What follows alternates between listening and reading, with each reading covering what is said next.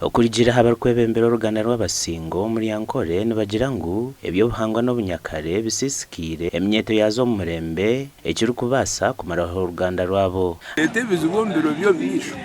cyangwa mwazara abana abari kufa aho naho nanga bine birwara bitakwitegerezwa kuba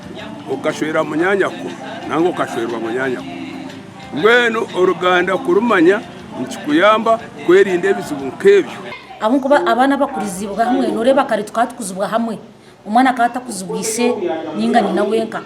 konka niba osanga akaro nkati nkuwito akubinje n'abasinga wakorenso bo musinga kufutera haro chukorenso bo musinga kufutera hari abana bakura bine micemerungi.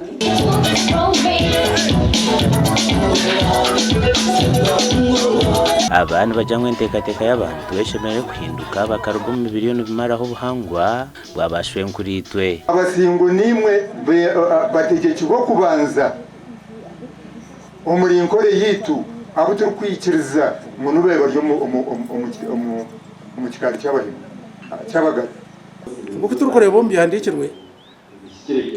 Paulo umuburizo w'engiri